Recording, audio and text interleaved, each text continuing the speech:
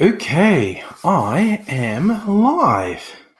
I'm slightly later than I intended to be, and I got a weird message because I ran a couple minutes over the scheduled start time, and I scheduled it to go live on both Facebook and YouTube.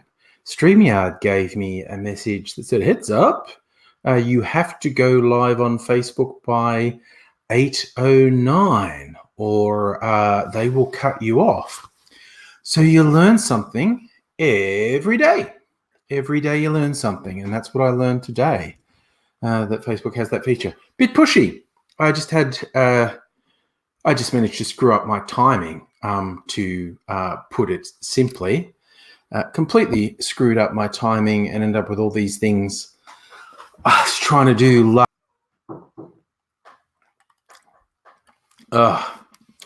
It's Thursday night, and then tomorrow's Friday, and then it's the weekend.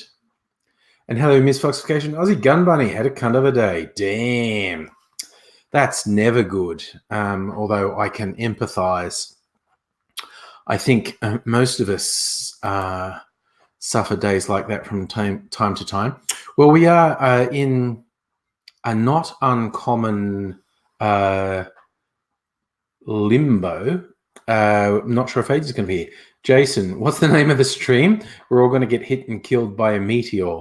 There's so many articles about it this week. There's going to be, what they like to call a near-Earth object, but, it's probably some millions of miles away. But on a cosmic scale, that's very close, of course. But we've had stuff pass between us and the moon.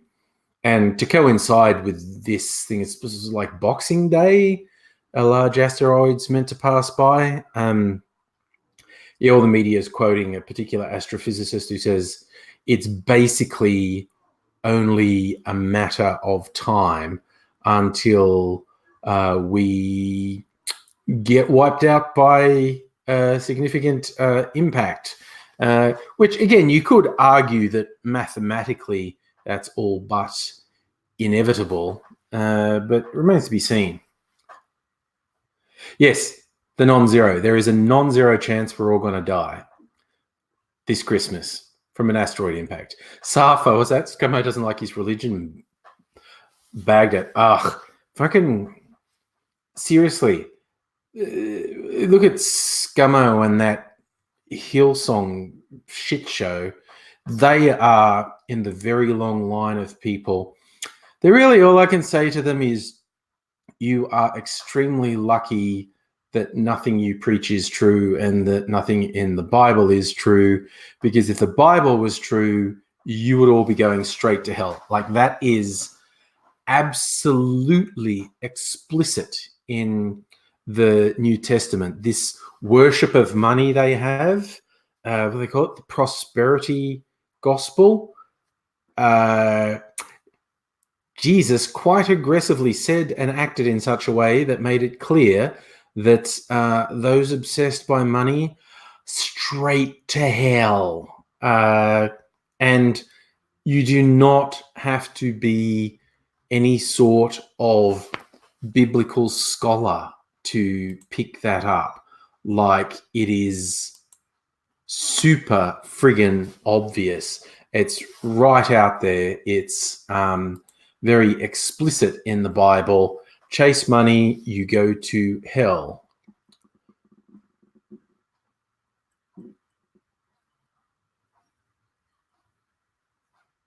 Oh, Miss Foxification, you've seen a different one, a small one coming within a few hundred miles of the planet's surface. The one I saw was a big one, but is going to be a few million miles away, probably. Although, random shit happens, who knows? James, come on, suck. Oh my God, that was an interesting thing for those who haven't seen it. Scummo has gotten rid of a whole bunch of government departments, firing a bunch of federal public servants. And I wouldn't argue that there's no room to trim in the federal public service, but this extreme act by Scummo that was done with no consultation with the people affected seems a little bit psychotic, even by his standards. And hey, Justin, how you going? How you going? I'm almost glad. I was waiting for the really aggressive, abusive shit that was inevitably going to come from this government, and they've started to go in on industrial relations. Now they're doing this big round of sackings. So I think it's almost inevitable that before the end of this term of government, we are going to have really significant industrial unrest in Australia. Going to have strikes. We're going to have big demonstrations in the street because they are doing what I always thought they were doing, launching rather unconscionable attacks on the working people of this country with their anti-union attacks. They're just scumbags, and it's almost a relief that they're stepping out into the open with their incredibly obnoxious agenda, because it was taking a while to come out into the open. So for Scummo turning into Putin, he wishes he was, but you got both people like, well, there's Scummo, obviously, and the racist potato Dutton, and several others in his ministry who are just fucking scum, and they're just coming out into the open now, not before time. Hey, stuff for Work Choices 2.0. They've always been angry that they had to back down on what they called work choices, which was evil, regressive, draconian, anti-union laws, anti-worker, anti-family laws. And it's like they were super shocked when a lot of people got upset that their entire livelihood was threatened by the government. It's like, what? But we're smart and this is good. And everyone went, no, it fucking isn't. And it lost them an election. And they've always wanted to bring back the really draconian anti-union, anti-worker laws. Yes, Jason. How good are silenced Australians? Just, God, the platitudes that scumfuck comes out with and the media slavishly repeat. It's absolutely sickening. Yeah, Justin, you do point out the amalgamation of various departments. They're amalgamating environment and agriculture. Yes, conflict of interest. But there's the absolutely shameless thing. They don't regard the environment as important. They've killed the arts ministry as well. They don't regard arts as important. They are just mind-bogglingly stupid, short-sighted, thuggish morons. Jackie Lambie this week, yes, helping them get rid of the Medivac bill. Jackie Lambie's basically said, yeah, I can be bought. I've got a price, and the government behind closed doors. And it was weird. She's going like, I struck a secret deal with them that I can't talk about. And the government just blatantly lying and saying there isn't a deal. Like, it is a complete and utter lie. Even in the Senate, fucking Matthias Cormann said to Jackie Lambie, within earshot of the Green senators, said, oh, do you mind if we say there's no deal? And it's like, fucking hell. They just lie as a matter of course. They don't believe they can ever be held to account for anything they do or say. It's just absolutely shit. But it's all a bit much. Well, I tell you what, the news is just everything's happening in the news. It's like I just looked at like Google News with the headlines to see if there was anything I want to talk about. And there are so many stories. It's amazing. So for asking, should the everyday person know about national security issues?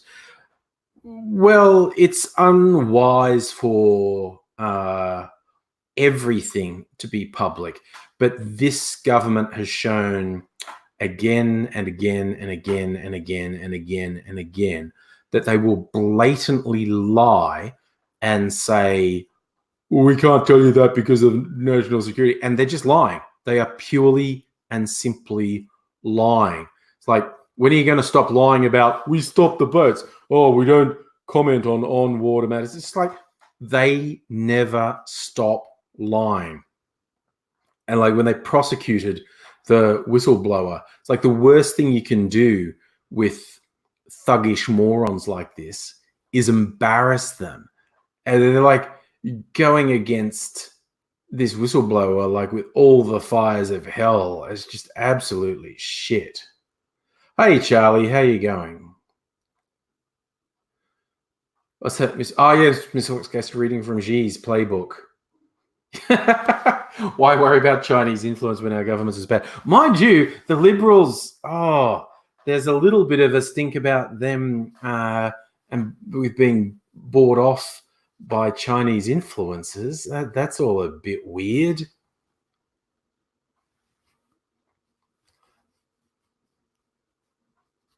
Oh, Fox, I agree. People saying the Greens are a problem. The Greens don't really figure into my thinking very much.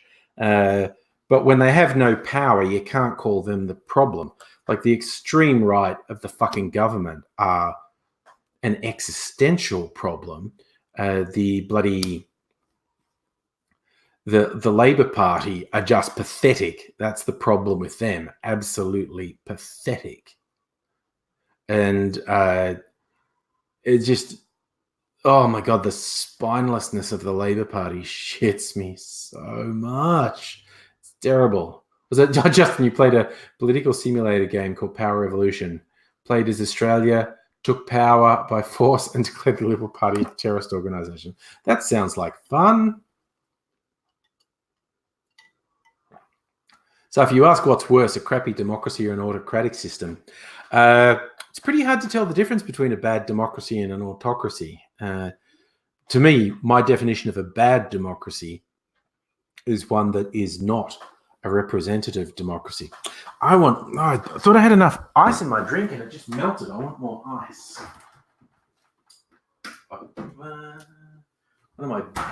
This is not my super big squares of ice.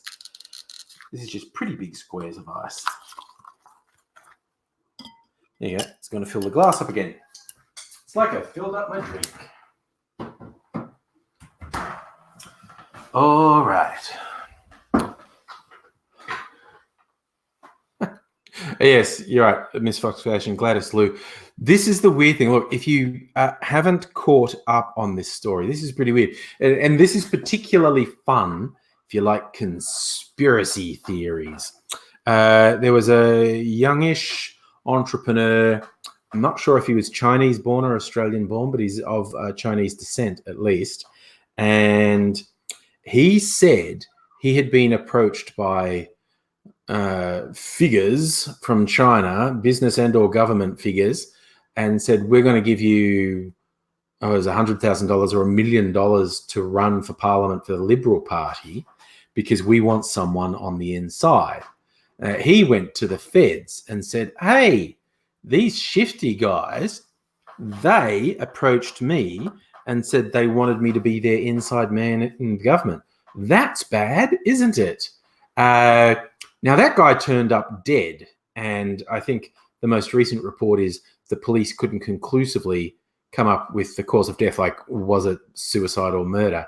Now, suicide's quite plausible because this guy had essentially ruined his life with bad business deal. His like family had left him and everything was going to shit. So suicide's quite plausible. But yeah, shifty that after he went to the government saying foreign powers are trying to use me to infiltrate, he turns up dead.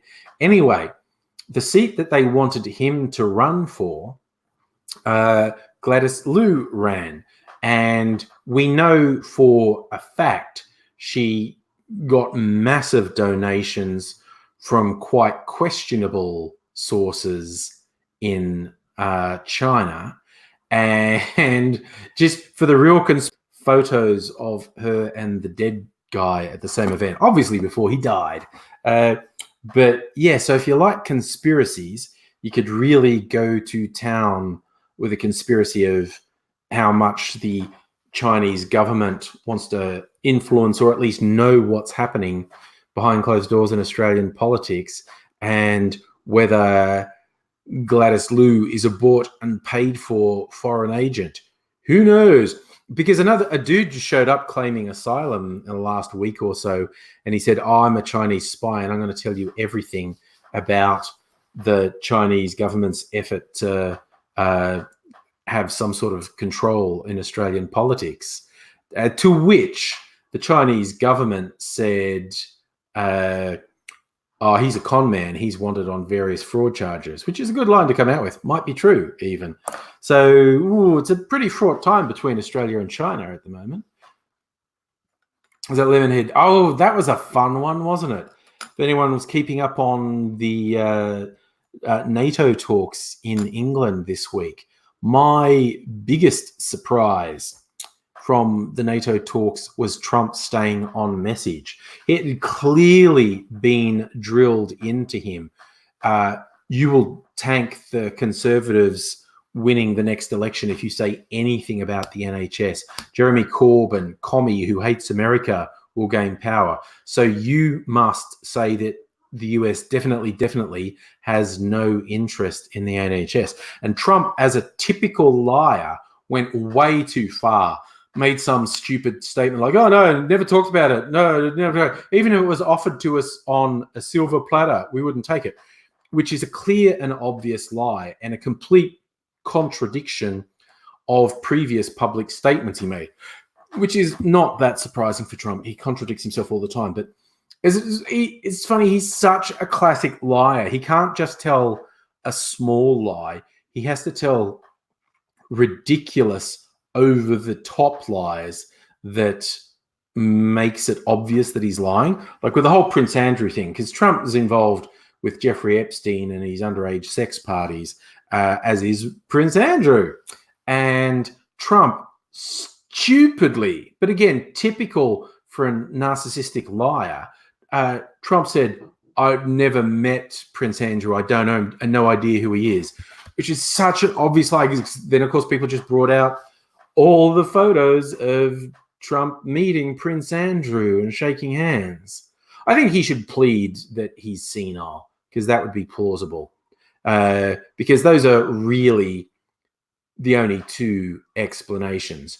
Trump is just blatantly lying to a ridiculous extent, or he's suffered such severe cognitive impairment he doesn't remember someone of world influence who he met multiple times. As like, he is such an obvious liar. It's ridiculous. But Boris Johnson apparently refused to have a personal photo with Trump because all these campaigners said, no, you even perceived to be anywhere near Trump, that will work against you. So it was like unprecedented. Johnson didn't have a photo taken with Trump. It was wild. And sorry, hi, Heist, you came in a bit late. Speaking of a bit late, the last couple of days, Aidsy said he would be here tonight, and then radio silence, which is quite common with him. So yeah, when you have severe and chronic health issues like Aidsy, you can get derailed very easily. And who knows, maybe he got into trouble again. Anyone who's here on Tuesday night might remember Aidsy got punched in the face. It's an altercation about a homeless guy's sandwich. Aidsy standing up for the homeless guy and got punched. So who knows, maybe he got into some other bother. Maybe he's not well. Maybe he's distracted. Who knows? But let's say that's what chronic pain and chronic health issues will do to you. Fox, you don't like politicians who are bad liars? Miss Foxification? It's like Trump's just not well. Okay, the impeachment proceedings are going ahead, and it's now 99% likely that Congress will vote to impeach Trump. Now the hearings are over.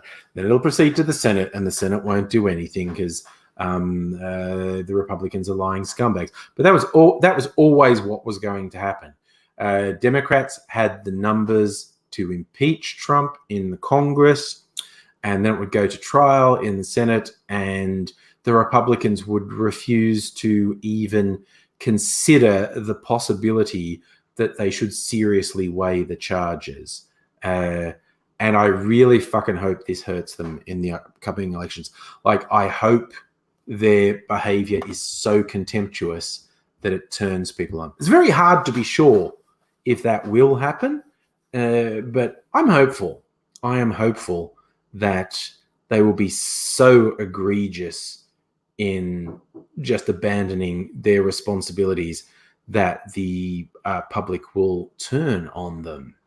And yes, after Trump left NATO talks early, mainly because a video was shown of other leaders laughing at what a fucking loser he is. And Trump, the big tough man who always tells us how tough he is, he's the tough man, went home crying because the other kids said mean things about him.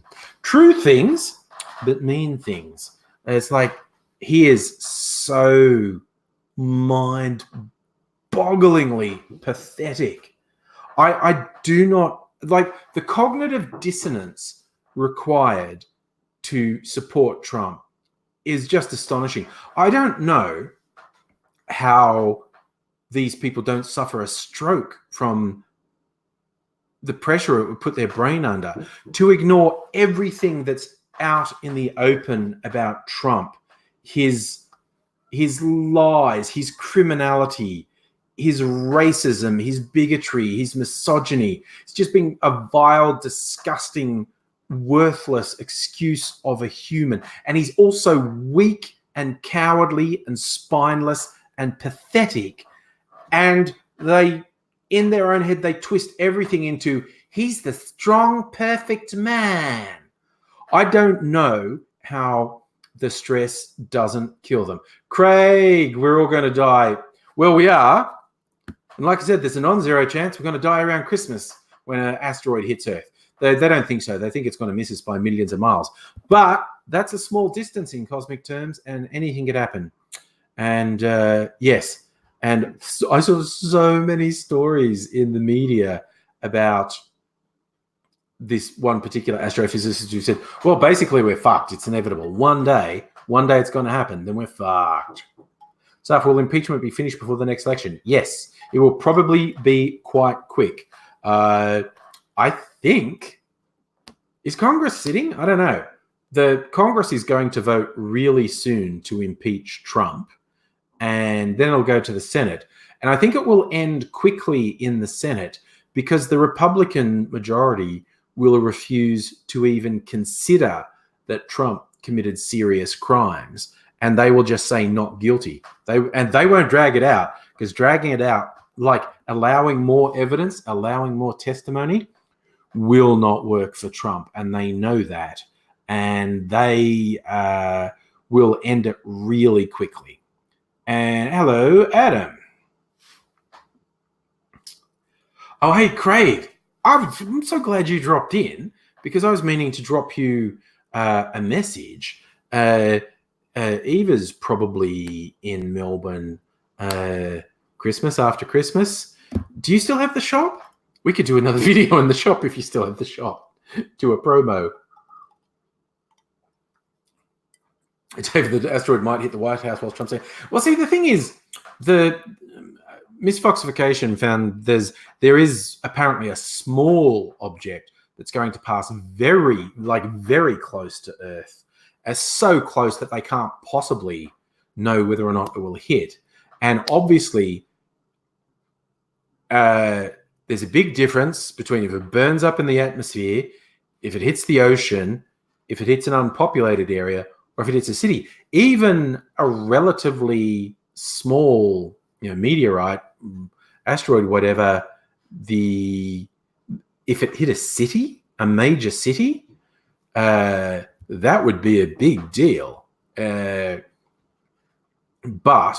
yeah, there's, besides the little one that's going to come very close, there's a big one that's as much as Empire State Building size. That's is being classified as a near Earth event, but it's still millions of miles away.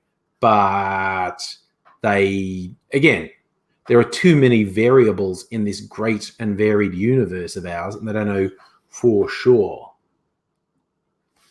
But this thing, I mean, what is the news? Obviously, in Australia, the big news is the absolutely appalling bushfires concentrated in New South Wales, but also fairly widespread in Queensland. The smoke is so bad as now is like choking everyone in Sydney, and New South Wales and Queensland are getting heat wave conditions. And that's the worst thing. These fires have been going on for weeks, and they just keep getting worse. And we're not at the worst point yet. It's absolutely horrifying. Whereas in Melbourne, we just keep getting this really mild weather. I think it got as high as about mid-20s today. I think it got warmer than it was meant to. It's only meant to be 22, and I think it got warmer. But yeah, Friday's 19, Saturday's 20, Sunday's 24. Monday's supposed to be 33, which is a pretty sharp jump. But if we're getting that means bloody New South Wales and Queensland are getting it worse. So that's obviously the biggest story in Australia, the absolutely appalling fires. Safi saying dock workers are off because of smoke. No one knows what the health effect of this smoke is, medium or long term either. No one knows how long it's going to last. Some people are saying this smoke might not clear all summer. Like the fires are so bad and so widespread. Sydney and other areas of New South Wales might be shrouded in smoke all summer. Safa, please install summer in Victoria. Fuck no. We are going to have a bad summer. By January, February, it's going to be very bad. And we will look back with fond memories on November and early December when it was unseasonably cool, although a couple of hot days. Nintendo Lunchbox, good morning to you in Las Vegas. But yeah, we are going to miss this cooler weather when the actual summer hits because it's going to be fucked. By the end of summer, we'll probably have the same fucking situation that Sydney has now. It's just a nightmare. Yes, David, I was going to bring up Tunguska. That, I think, is the most recent large meteor asteroid impact on Earth, which I think was early 20th century. They used it as a plot thing in the X-Files. Yeah, 1908. And it hit an unpopulated area. Tunguska is an unpopulated area in Russia. And apparently it was like big boom. Very, very, very, very big boom. And more than enough to wipe out a city like Moscow. If that had hit a major city, it would have completely destroyed it, would have leveled it. So it's like Hiroshima bomb, multiple Hiroshima bombs sort of things. And we literally do not know and virtually cannot know when that's going to happen. I mean, I always think about the old Bruce Willis movie with the asteroid. When NASA picks this one that's going to hit and it's a world ender, and the president says, why didn't someone pick this sooner? And he goes, well, sir, we've only got a budget enough to scan this much of the sky, and beg my pardon, but it's a big ass sky. And so in an absolutely ridiculous but thoroughly enjoyable plot, the drillers and the astronauts fly a super space shuttle and land on it and blow it up. It's fantastic. I love it. Stupid as hell. Like there's this one argument, like, why don't we fire a bunch of nukes at it? And this absolute bullshit argument is put forward that because the asteroid has such mass, throwing the nukes at it, they'll just explode on the surface. You've got to get inside. So it's bullshit. If it's on a collision course on the cosmic scale, you only have to alter its course by a couple of degrees to be sure it's going to miss Earth. So you just fucking fire everything at it. You'd at least try. You just fire everything at it.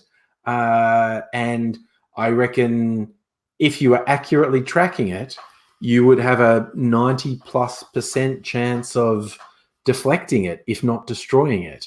But we ignore stupid plot points because it's just a fun movie. It's Armageddon, it was called, wasn't it? Oh, yes, Nintendo Lunchbox. We did have a brief talk about what a fucking joke Trump was at NATO and how he went home sooking. That's an Australian term, which means crying. He went home crying because the other world leaders were making fun of him. Fucking hilarious. Absolutely hilarious. Oh, yes, Mr. Foxification. So the current projections are major Australian cities like Melbourne will end up with 50 degrees Celsius days. Now, some places in Australia, where people, not many people, but some people live, have basically already hit that, like last summer, right up around 50 Celsius. Humans cannot survive in that temperature. If a major city, or even a fucking major town, had even one day of 50 Celsius, there would be a significant number of deaths. Now, historically, in terms of extreme weather, more people have died of cold in winter than have died of heat in summer. And I'll interrupt that fun conversation to say, hi, Petty Wallaby, how are you? I'm going to change my logo to one of Petty Wallaby's drawings. It's tiny, but it's proof that AZ and I are furries. It's our anthropomorphized forms. Let's see, where am I? Let's see, I'm a Tasmanian devil and AZ a wombat. And that's us watching a horror movie, AZ being upset and me laughing. So yeah.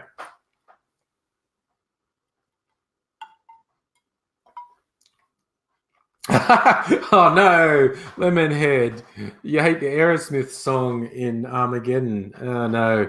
You want a direct hit on Canada as a thing. Oh wow, you're on a night shift. So I'm keeping you entertained on a night shift. Good. Oh, I like that. I like it when people stuck at work get to have a bit of entertainment. David, Tasmania would be a good alternative, excess heat. New Zealand would be another good one. After I had a holiday in New Zealand a couple of years ago, I was like, oh, this is where you retreat in the face of Armageddon. New Zealand would be a good refuge. It's much more tolerable than Australia, climate-wise and environment-wise. I pretty well be saw a ton of wombats in Tasmania. What you probably didn't see was a ton of Tasmanian devils. This is the thing. I had this holiday with Mrs. Angry. I forget how many years ago it was now. Like, it was a while ago. God, might have been 8 years ago. I don't even remember.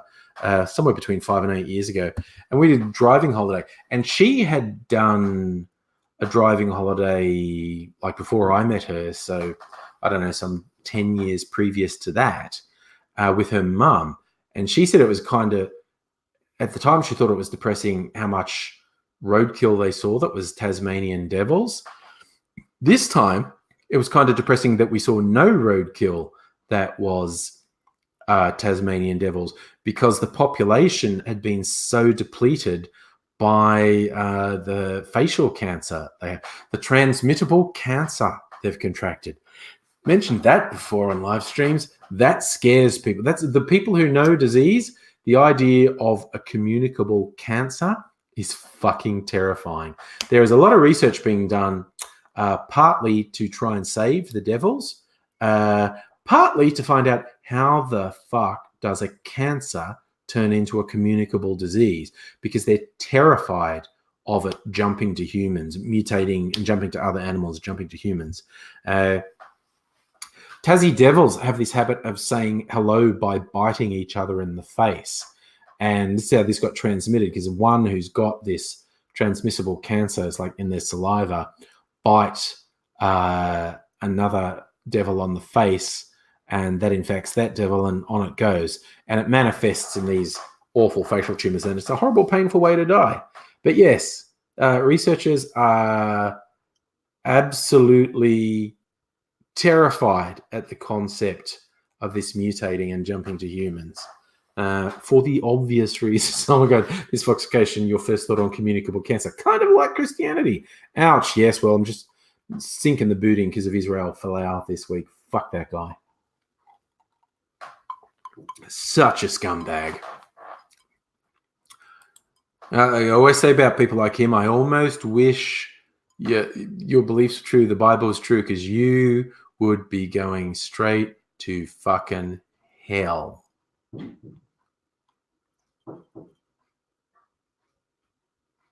Anyway, I'm looking through the news, making fun of Trump being a big whiny baby and running away from NATO. A big methamphetamine hauling. I hate it when they go, a $1 billion methamphetamine haul. And they literally, in case you are unaware of that, every time the police do a drug bust and say, it's worth blah, blah, blah, blah, blah, blah, blah, blah, that is a completely made up number. They make that number up by going, okay, this volume that's here, which is the pure stuff which is coming in, if that was cut into all these little deals, cut into the maximum number of deals, and with a slightly inflated street price for that number of deals, they come away. So they're saying this drug bust was over $1 billion. That's basically a lie. I think you've got the breakdown. They're saying the number of how many kilograms it is.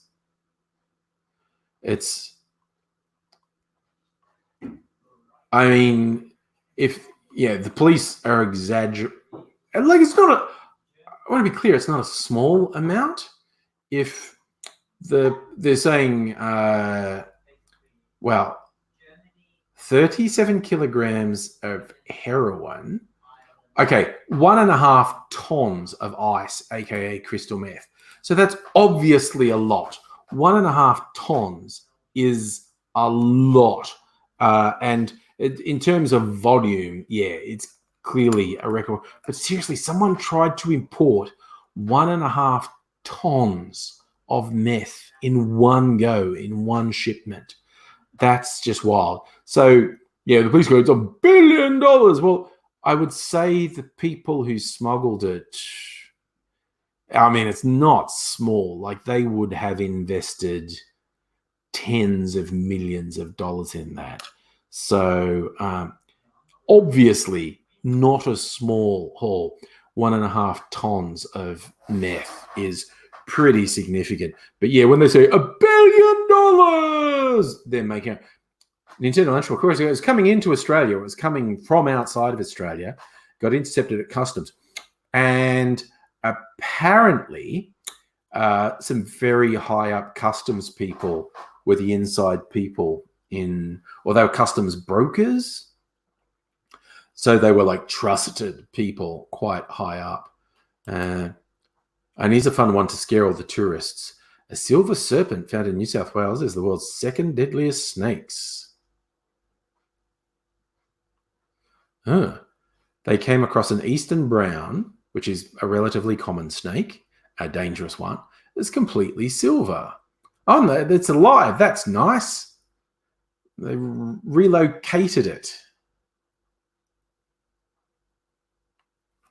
There you go.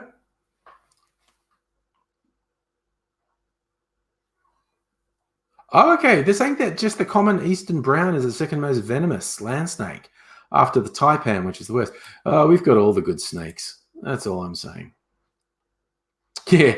There's a fairly, you imagine that, cutting it up, Nintendo Lunchbox, that is a lot of cutting. That was going to be an incredibly major operation for someone to cut up 1.5 tons, like into 1 gram deals or whatever. Like, wowzers. So Lemonhead, not as bright as David McMillan in Smuggling. The reference is getting past me. I don't know that one. Oh, yeah, that's actually a good point, Petit Wallaby. People are having a lot of encounters with snakes in New South Wales because they're running away. The snakes are running away from the fire. That is a real thing. Floods. Happens in floods too. Snakes trying to get high ground. There were some very funny photos. Well, funny, creepy photos a couple of years ago when there was flooding in New South Wales. An enormous number of spiders were like trying to get above the floodwater, and I think it was a wheat field or something. But basically, there were thousands of spiders, and they covered this whole field in webs. So if you are at all arachnophobic, that was a bit horrifying. So yeah, it's all kinds of not good, that one, when the beasties flee the floods and fires. It is a thing that happens. So yeah, the pictures of the spiders, thousands of them just making webs in the same places, freaked a lot of people out. Understandably, quite honestly, because it was pretty goddamn freaky. That many spiders all... That's what I want. I want to save this. Oh, wait. No, that's where they are.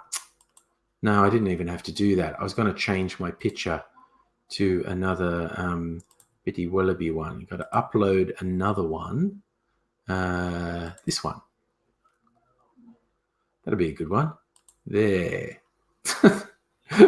That's another Bitty Wallaby picture of me as an angry Tasmanian devil. Just thought I'd put that there. Oh, I agree with you, Miss Foxification. Webs with dew on them look very pretty. The moisture in the morning. Lugie, I think it's possible if you ended up in the middle of that field. I don't know if they were venomous spiders. I don't know if they would swarm you. I don't know if they would bite you. But if you collapsed in the middle of the field, I think it's perfectly possible that the spiders would consume you, macerate you. But yeah, it's not a great thought.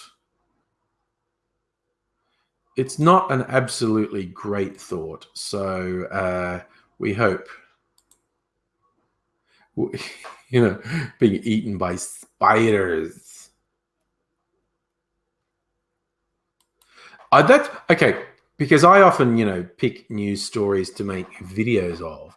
And I like to pride myself in being able to spot fake stories. But I can think of 2 that tricked me that I did videos on them as if they were true. And then I found out afterwards they weren't. In my defense, they had been published in multiple news outlets. Some of them quite reputable. One of them was Gordon Ramsay dwarf porn star lookalike eaten by badgers, which I just had to make a video about just because of the headline. And the completely fake story was that a little man who was supposedly looked like Gordon Ramsay and did porn as a miniature version of Gordon Ramsay was killed and eaten by badgers. And surprise, surprise, that story was completely false. But the reason I remember the thing about false stories is because the other one that got me was one that was reputed to have happened in Germany. Someone had a spider collection and, a loner in his apartment, and he died in his apartment and no one knew. And ages later, I don't know, someone attracted by the smell found him, and he was like this withered husk because he'd been eaten by his spiders. And I thought that sounded super creepy, and I did a video on it, and then it turned out to be not true. I was annoyed. But again, in my defense, some fairly major news outlets ran it. But yes. Nintendo Lunchbox, yes, you are a long-time viewer watching stories right back from when I took off the mask. It was like the first, I'm trying to remember, 18 months? It was a year or 18 months of making videos not taking the mask off. And then I finally took it off. It turns out it was alienating people. But anyway. Charlie, do you have a magpie problem? I like magpies, but if they decide they're going to go for you, boy, do they go for you. Yes. Oh, Lemonheads, you've got a good memory. In my defense, was hit by a discus. Yes, that's one of my true stories. When I was at school, year 10, I think, hit in the head with a discus. Ow! I didn't suffer any permanent effects at all. This question, you keep getting the video of the crocodile eating the shark. Yes, that's like a 10-year-old video. That one I had to do just because it was funny. That was a true story. And there's been a couple variations. What I love is like telling people about things they think will get them in Australia. And this has happened a couple of times. And there's been photos of fishermen have caught a crocodile eating a shark. And I'm trying to think, what's the biggest thing I've seen in a spider's web? Probably a lizard, but I know the joke. Australia's so bad that you're worried about getting eaten by a shark. Well, that could happen, but now while you're getting eaten by the shark, that shark might get eaten by a crocodile. Oh no, that was right. That's what went in, because then there was a video of a python eating a crocodile, and that was the biggest thing I saw in a spider web. A snake. It was a huge golden orb spinner in Queensland, had a small snake in its web. And by huge, especially the tropical ones, like this big, they're a little bit freaky. The ones we get here are pretty big, but they're about half the size of the tropical ones. And following that chain, I said, well, we now have evidence in Australia you could get eaten by a shark that's getting eaten by a crocodile that's getting eaten by a snake that's getting eaten by a spider. So that's how bad it is here.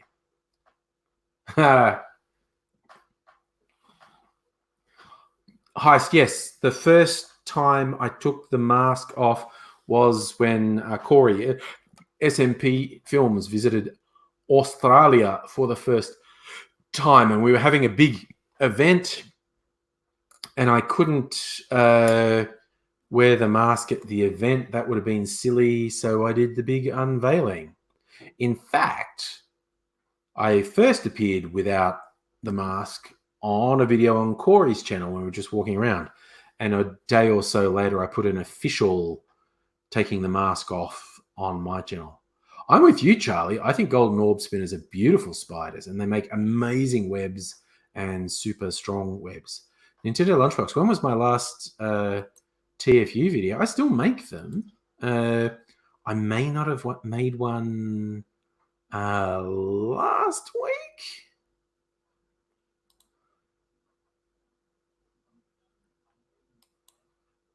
Let me see. When was the last time I did a totally fucked up Friday video? I did a video on Wednesday. Then I did a couple of live streams.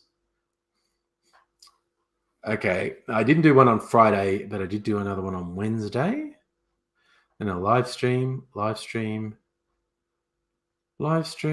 Jesus. And I think the Harold Holt one was a Wednesday one too.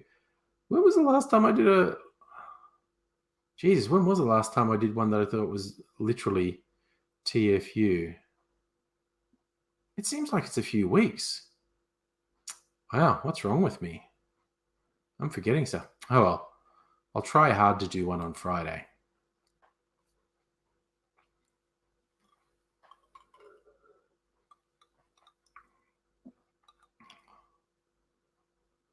What's the David the Gimpy plant? It's supposed to be bad in terms of funky. I've never heard of that. Gimpy.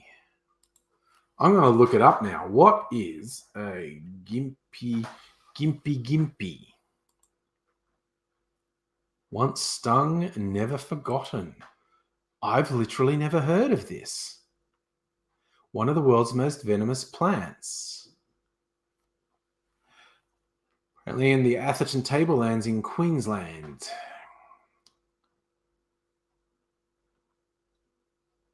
The entomologist first encounter with a gimpy stinging tree produced a sneezing fit, left eyes and nose running for hours. Even protective particle masks and welding gloves could not spare several subsequent stings, one requiring hospitalization, and then she had a severe allergy.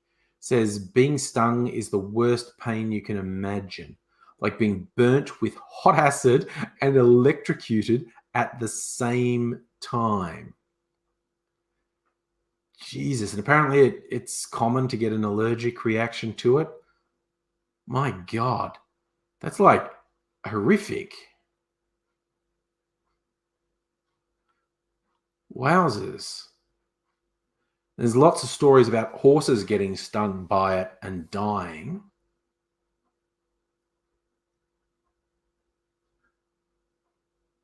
Good Lord.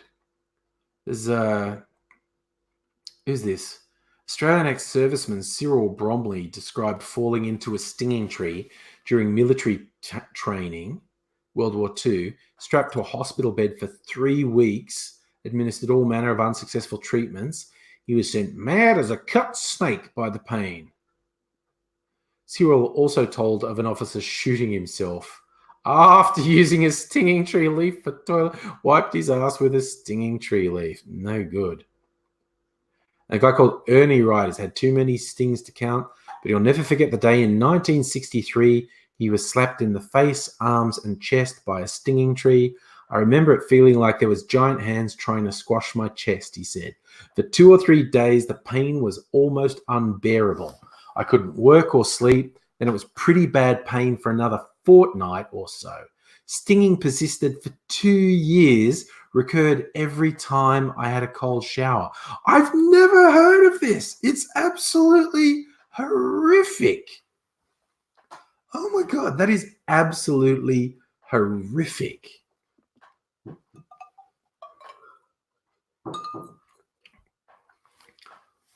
Musical Ave, been out at dinner with mum and a lady friend. Nice. Hope you had a good dinner. You've walked in just as I'm talking about the absolutely horrific gimpy stinging tree, which I had never heard of.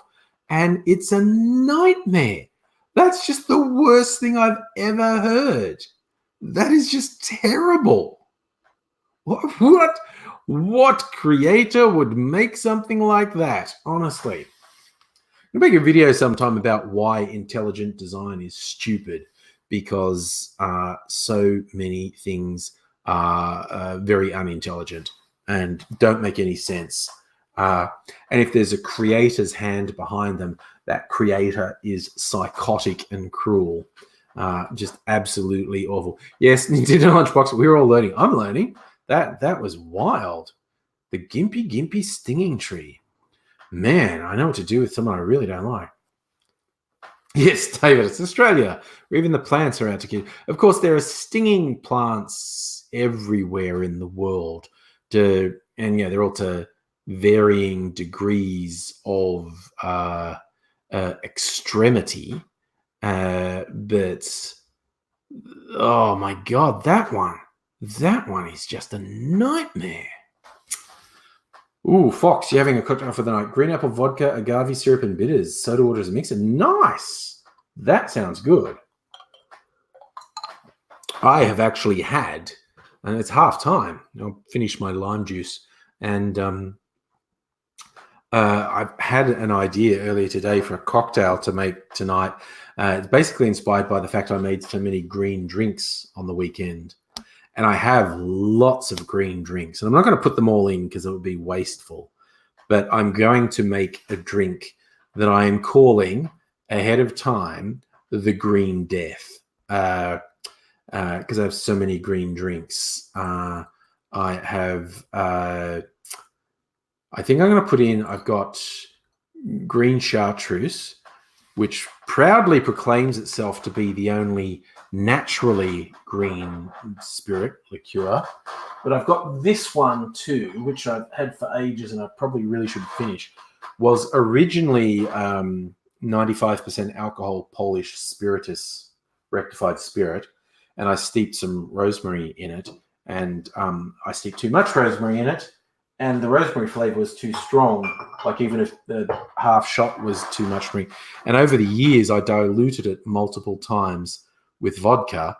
So now it's of indeterminate alcohol content, but probably like 60 or 70% alcohol. When you dilute something that's 95% alcohol with 40% alcohol, it only goes down a little bit. So it's probably about, 50 or 60% alcohol or more. I don't know. So I'm going to have some of that. That's a herby one. Chartreuse is a herby one. But I made several green drinks. What's this one? I don't think I've tried this one. What is this? Oh, there you go. Cherry caramel vodka. I'll put that in.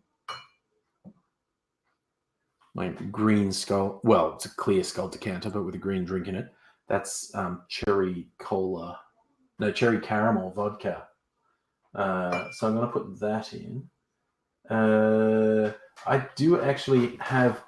I made 4 green drinks. Do I want to put something else in? There's a tequila drink, another vodka drink, and a gin drink. And I've got a South American drink that's green. It's called Cocalero. I don't want to waste that in it. A drink called the Green Party. Oh my God, that's even better than the Green Death. The Green Party. Yeah, David, 95% alcohol is basically the most alcohol you can have and stay liquid. At that point, it starts to evaporate at room temperature. Like way back, this was years ago, I bought this stuff. Aidsy and I actually tasted it straight. And it doesn't taste like anything. It's terrible. It's lighter fluid. But rather than just necking a shot, we actually held it in our mouth and wanted to taste it. And when you hold it in your mouth, like it's sitting on your tongue, you can actually feel it vaporizing. Like your mouth is warm enough to make it vaporize. You can actually just feel it vaporizing in your mouth. It's absolutely wild. But yes. Yes, lemonade. Pissing in the morning, it's green. You forget. Think you had a horrible disease. There's always the joke that St. Patrick's Day, pubs that would put green food dye in the beer. And a friend of mine who was quite into his beer, he would often joke, you could forget on St. Patrick's Day after the 6th or 7th beer, you forget that the beer you were drinking was green and you go into the toilets to have a piss and it comes out bright green and freaks you out. Never had that situation myself, but it does sound funny. Yeah, I think I should give it a more positive name. It should be the Green Party, musical aviator, not the Green Death. This is my old Doctor Who thing coming in, calling it the Green Death. Noog, what's this about an asteroid wiping us out? Well, there's a big one that's on a cosmic scale coming close to Earth around Christmas Boxing Day. It's probably going to miss us by a few million miles, which is not even that close. We've had some reasonably big ones sort of pass between the Earth and the Moon in the past. But yeah, coinciding with these report of the near-Earth objects, a lot of media outlets have been quoting this astrophysicist to say it's basically inevitable if we don't do something to prevent it, that we're going to get hit by a big asteroid. So that's just a cheerful thought. Well, that'd be another thing. I'm mixed drinking. Then we'll talk about things that could kill us without warning. Asteroids is just one of them. So and we've got the obvious one that's not even a surprise, that we know it's happening and we know how to stop it, and yet we're just making it worse, namely climate change. That's now the most likely cause of, just the collapse of human civilization as we know it, and a major extinction event. Like, I think some of the more conservative estimates are 60 to 75% of species on Earth disappearing. That's the conservative estimates. Outdated farm equipment. What do I think about farmers turning against the National Party? Not before time. Although, as I was saying earlier, I'm turning against the Labour Party. I always supported them, but they suck balls at the moment. I mean, I'm not as against them as I am against the National Party and the Liberal Party, but I'm realistic enough to say they suck. They really, really suck.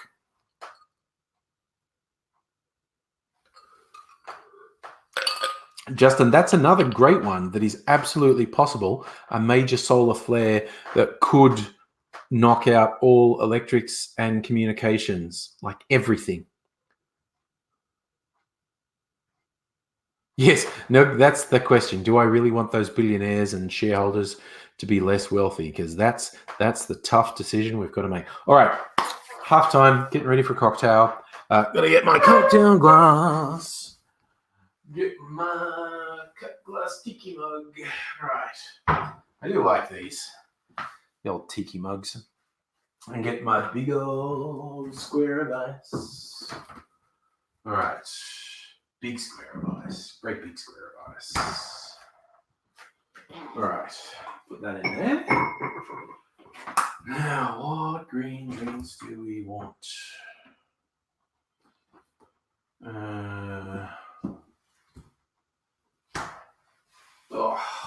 What was this? That's pine lime tequila. That's going in. That's going in. All right. The Green Party coming up. Glass. My drinking glass. I think I want a cocktail shaker with this, because I'm going to put some agave syrup in. Oh, this will do.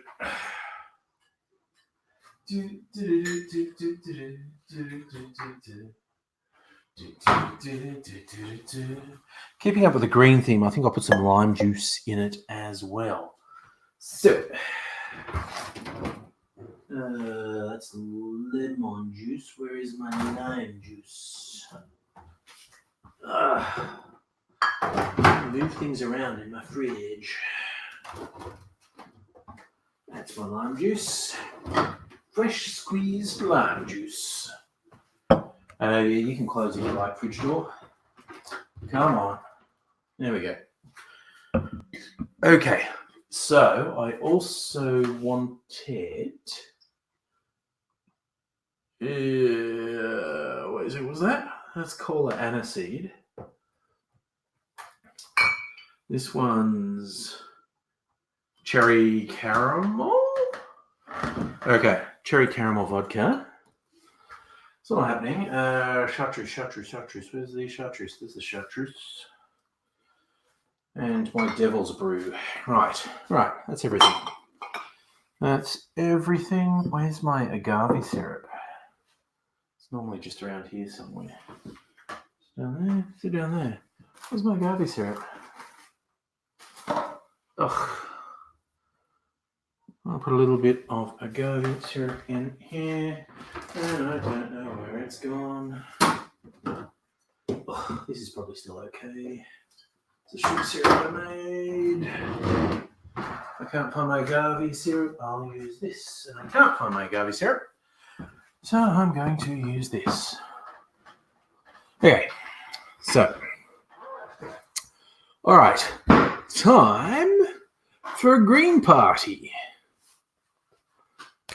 So, this is one of those things like, I don't know what this is going to taste like, because I've never made it before. Okay. This doesn't really smell of much. Does it taste like alcohol?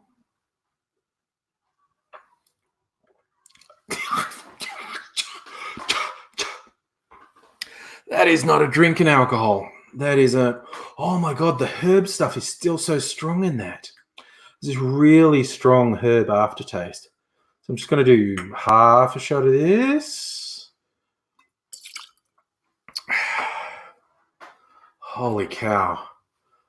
It's a while since I just drank that one straight.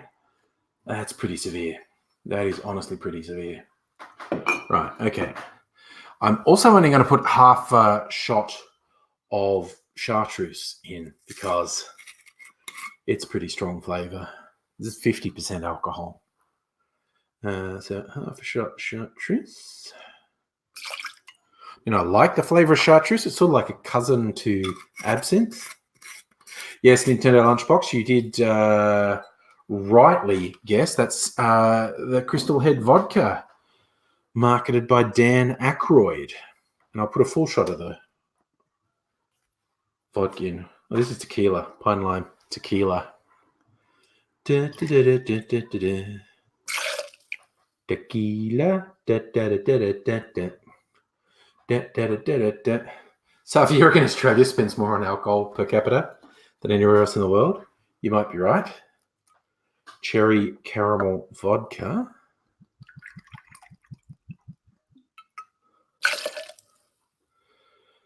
Right. Now, to take a bit of the edge off, I better bloody open my bottle. We'll put some lime juice in. And some sugar syrup. I'm showing you where my agave syrup was. That's okay. This is actually tea infused, Lady Grey infused sugar syrup that I made. It's quite easy to make sugar syrup, obviously. It's just sugar and water. You boil it, and I put some tea bags in it. So, right. I don't know how green this is going to be. I'll just give that a little mix. Won't do any Tom Cruise theatrics. Make sure all the sugar syrup is mixed in.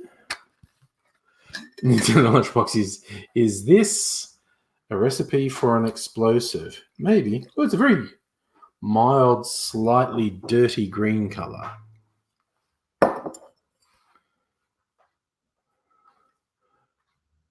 It looks almost like lemon juice on screen. It's a little bit more green in real life. So has AZ had any of my cocktails before? AZ doesn't drink much alcohol because of the amount of medication he's on. Glenda, what have you stumbled upon?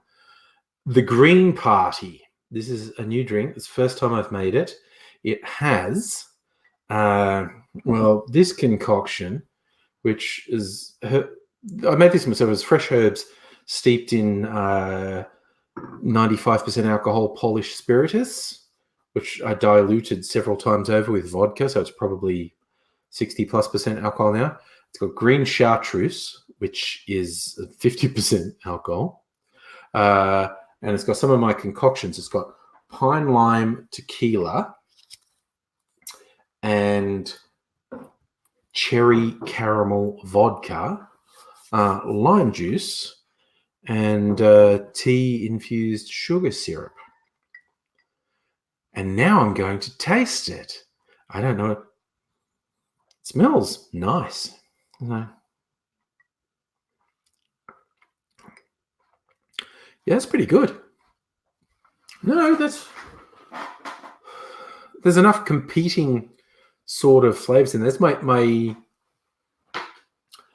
favorite sort of cocktail has more than one flavor in it. Ugly, no absinthe. Well, because my absinthe is blue, and that would really turn this a very murky color. I wanted to just everything was green chartreuse, green herbal tincture, and the vodka and tequila that I'd put green rock candy into. So it's very green, and lime juice. Not that lime juice is actually green, but symbolically keeping with the green theme at lime. And it's pretty good. It's pretty good.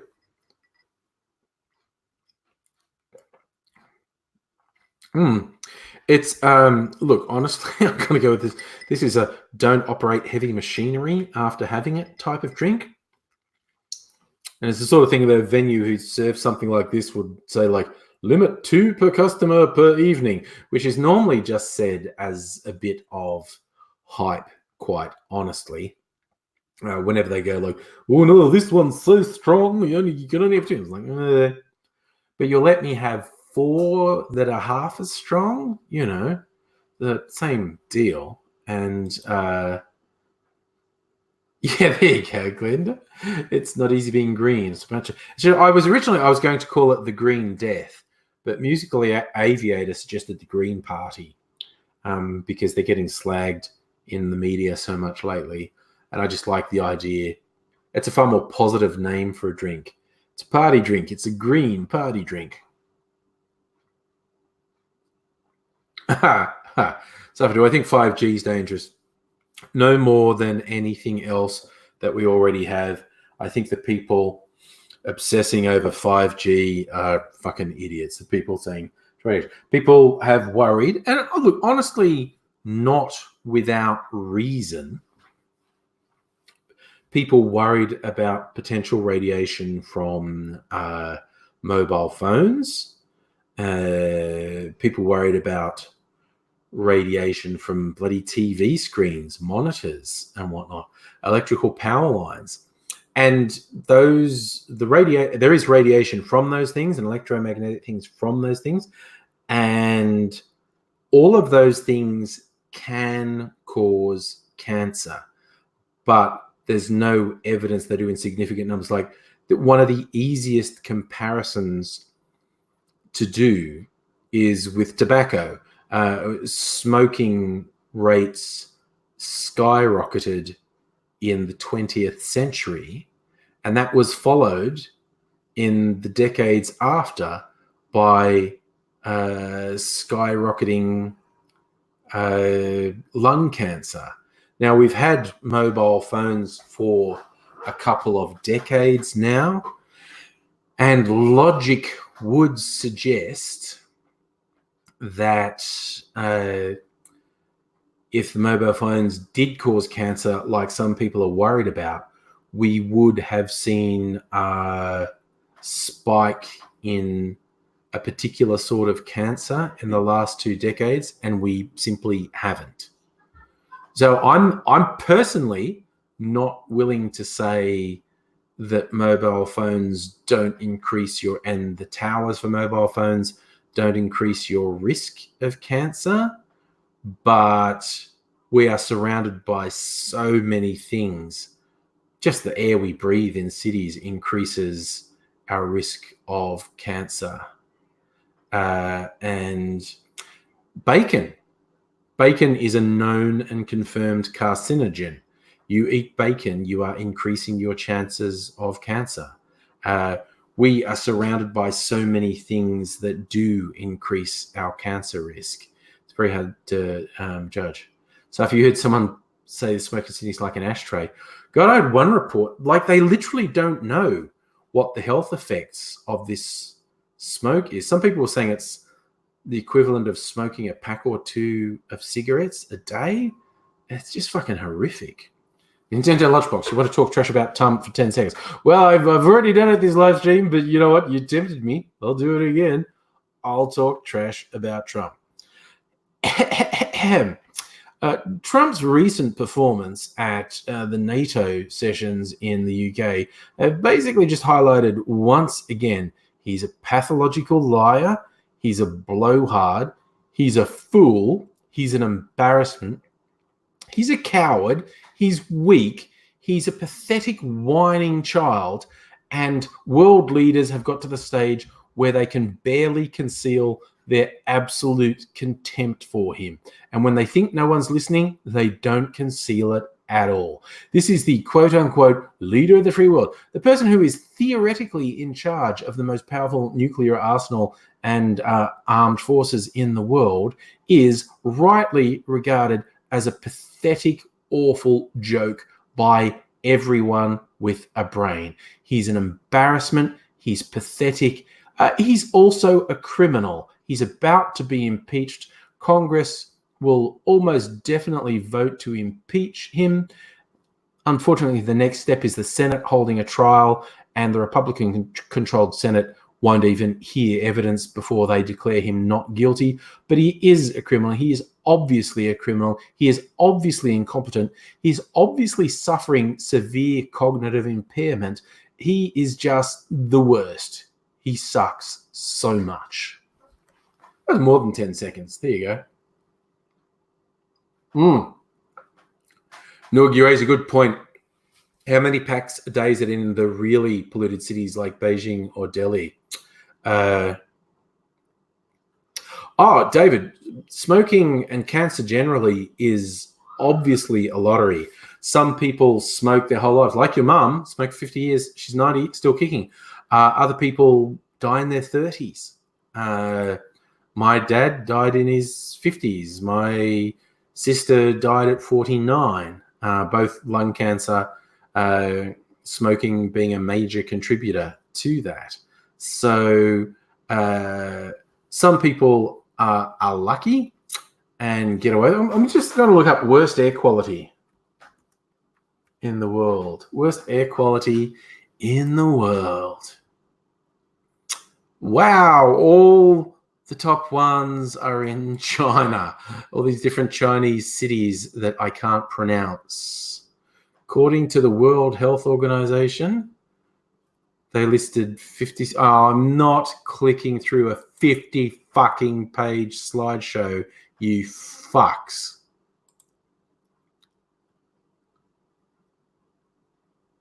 Here's an interesting. That's pollution, which is not necessarily just air quality. Here's a recent one. The New York Times. I've seen one recently. The New York Times did one recently. That's okay. There's this weird thing with floating particles on the web page. Pollution in Melbourne. It knows I'm in Melbourne. On the worst air day quality, 56 parts per million.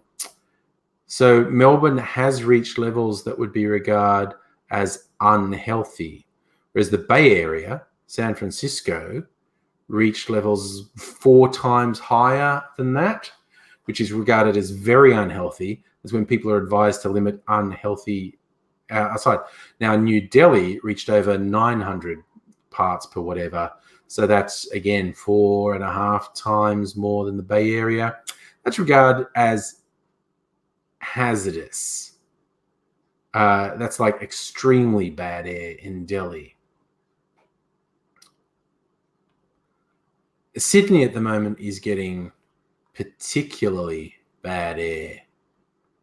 Melbourne is way better than San Francisco. Jesus. But yeah. Like there's this one article that's got the top 1, 2, 3, 4, 5, 6 all in China. But then there's this other article that says Greenpeace reckons. Okay, here's a Wikipedia page. This is such a fun topic. Yeah, this one also agrees it's India. This is like the top ones. Worst is Kanpur in India, then Faridabad, Gaya. I don't know any of these cities. Varanasi, Patna, Delhi. There you go. Number 6 is Delhi. I know Delhi. And then Lucknow is 7th. Then we finally outside India with the 8th is in Cameroon, of all places. Then the next 3 are all India: Agra, Gurgaon, Muzaffarpur. Then there's 2 in Pakistan: Peshawar, Rawalpindi. And then we're back to India with Jaipur. Then we're back to Africa, Uganda with Kampala. Then 2 more in India: Jodhpur, then Bangladesh, and a city I won't try and pronounce, then a Chinese one, then Qatar, Doha in Qatar, Mongolia, which I didn't know that was a country. There you go. Ulaanbaatar. Then China, Pakistan, bunch of China, Bangladesh, China. Fucking China. Jesus. It's just China. Fucking hell. It's like India's just heavy in the top 10. India is 9 of the top 10, 10 of the top 11, in fact. And then it's only in number 19 you get China. Let's see, what's it? It's, wow, it's a really big difference too. Wow. But then you get into the 20s, when you get into the 100th, it's just China. Jesus, that's terrifying.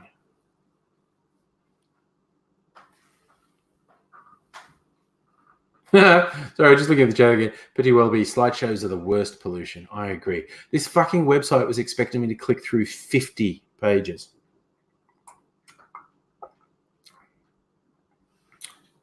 It's a good point, Miss Foxification. China helped itself by not taking our plastic waste anymore that they were just burning. I found it fascinating, like when the Olympics were on. This is the strength of being a totalitarian nation. When they wanted to improve the air quality around the Olympics, they just declared certain days no cars.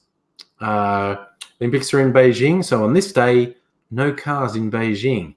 You can do that when you're a dictatorship. You can just go, no motherfucker is driving cars today.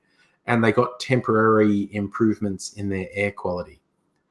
So, we criticize dictatorships a lot, honestly.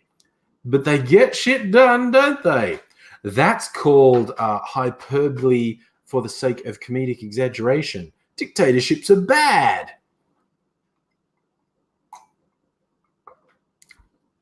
Interesting what you're saying, David. Beijing and China general being the world's factory cause a lot of pollution. One of the biggest carbon footprint things China does is because one statistic I heard, China made and deployed more concrete in the last 10 years than the whole world did in the 20th century. They just went on this massive building and these huge dams and cities and whatnot. It was this weird statistic. It was something like in the last 10 years, China put in place more concrete than the entire world did in the 20th century. And concrete has a massive carbon footprint. It's not something you always think about. Often when you think about carbon footprints, the obvious thing is burning. Burning is a very obvious thing that you think of. But apparently concrete, huge. And China, massive works going on all across that vast country. They had a big carbon footprint from their concrete production. I mean, I had a joke. I'm surprised it didn't upset more people when I had a holiday in Tasmania years back, and I shot a bunch of videos because Tasmania is a fantastic place. And I forget what it was, but there was a stone bridge that had been built by convict labor back in the day, and it was still there, still very, very, very solid. And I was making a video it was made by convict labor, by which we mean slaves. And I mean, slavery, it's got a bad reputation, but it gets shit done. Yes, evil behavior gets shit done, basically. Oh yeah, I agree with you, David. The Chinese, like Clayton's communists, they're totalitarian and they preach various communist ideals, but they're as close to capitalism as they are to communism. It's just that they're the only sort of bit of communism they have is the statist communism, that they have an all-powerful party running things. The economy is as capitalist as it is communist or more. So you, David, your Tasmanian landmark, Spiky Bridge or Ross Bridge. Might have been Ross Bridge. I don't remember. But it was a very touristy place. It was a stone bridge, unsurprisingly. They cut lumps of sandstone to make it. Yeah, it's a fun thing. Like everyone knows, okay, convicts got sent to Australia, and they weren't even necessarily bad convicts. Like a lot of the people who got shipped out here, it was called transportation. A lot of the crimes weren't that serious. I mean, some of them were. Some of them were pretty serious criminals. But a lot of them weren't that serious. It's just England's prisons were overpopulated, and it was that. And they wanted to claim this territory that they declared to be theirs. They declared Australia to be theirs, and they wanted to populate it. So they thought, the convicts are a massive disposable population, and we can afford to lose a lot of them. So if we ship thousands of them over there, we don't care if 99% of them died. Not that many of them died, but they didn't care if most of them died. They were absolutely expendable. And but I started saying that because the worst of the worst, the actual dangerous ones, the scary ones, they were sent to Van Diemen's Land, aka Tasmania, because it was an island with a lot of wilderness, so there was nowhere to fucking escape to. If you escaped from the prison, you would probably die in the wilderness, and you couldn't get back to the mainland. There's no way you were making it back to the mainland. You're going to steal a boat, unless you were a really good sailor, you were just going to die. So basically, putting the worst of the worst on Van Diemen's Land completely contained them, and it was apparently a hellhole.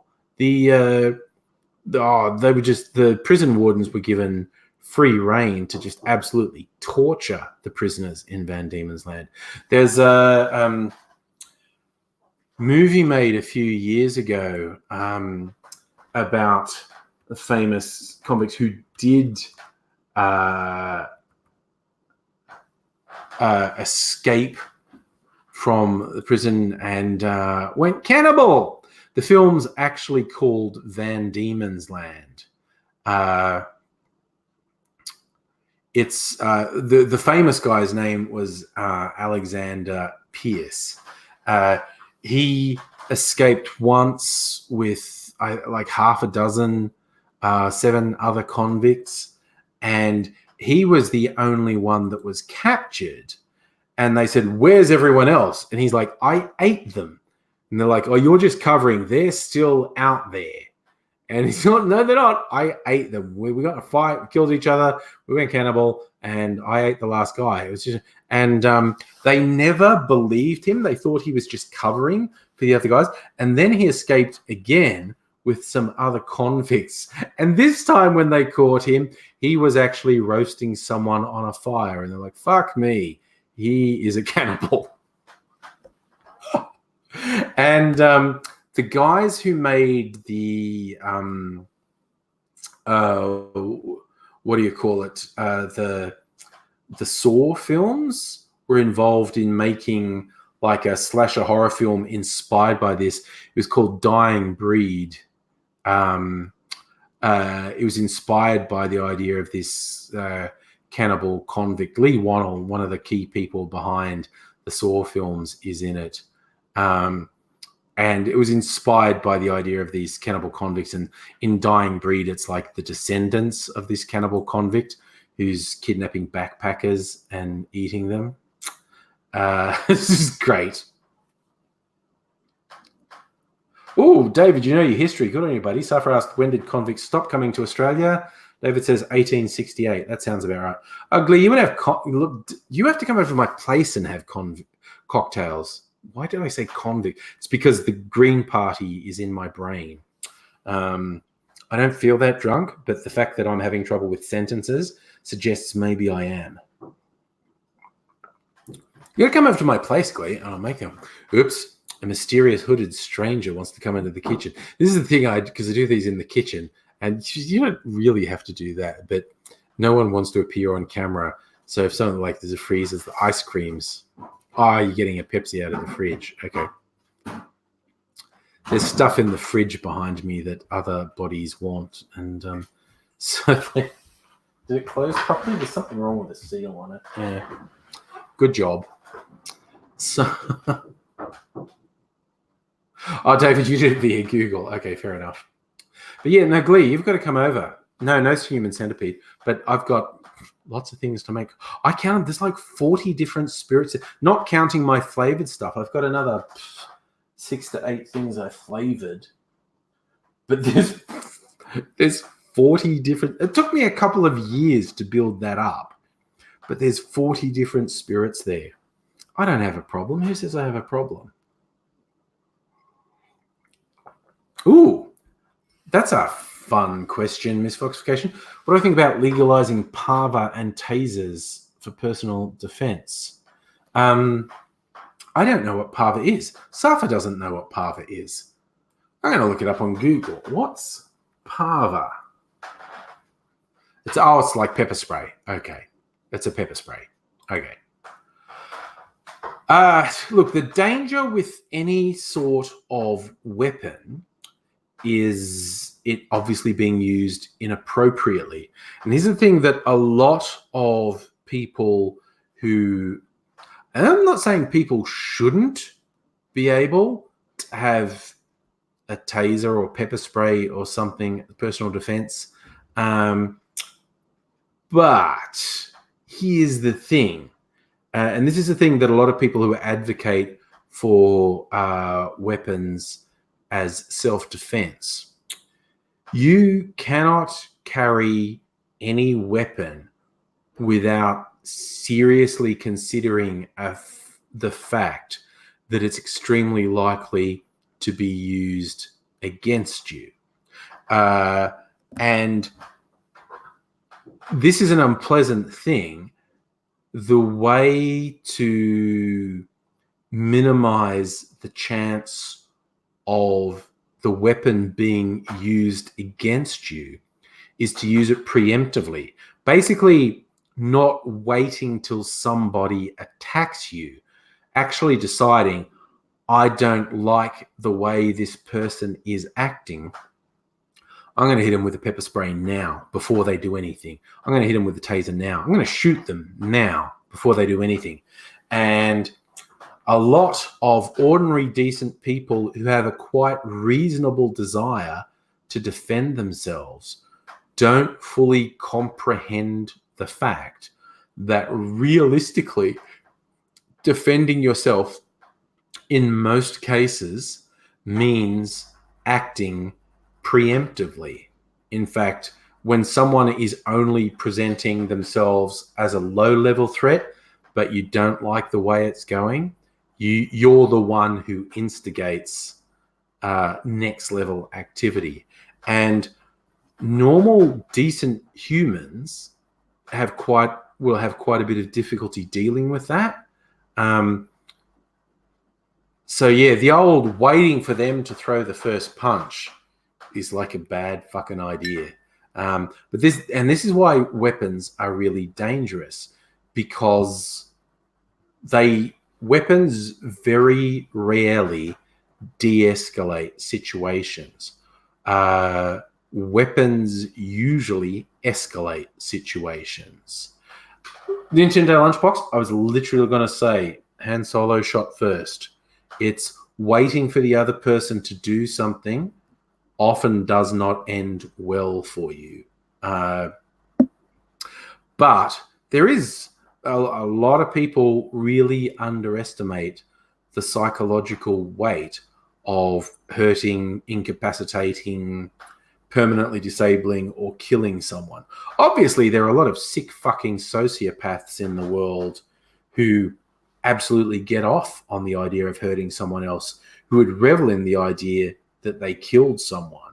But I think it's a real thing. The majority of completely decent people who want some avenue to defend themselves, a lot of them do not take into account that for the weapon to be effective, you basically have to use it preemptively.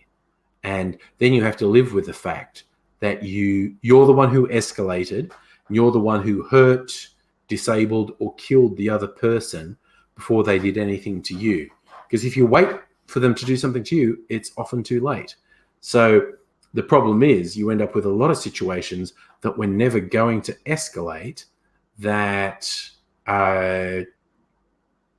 end up in an escalated situation. I don't really buy into the article of the idea that criminals have the upper hand. Obviously, they don't care about the law. But when you get into a Wild West mentality, it hurts everybody.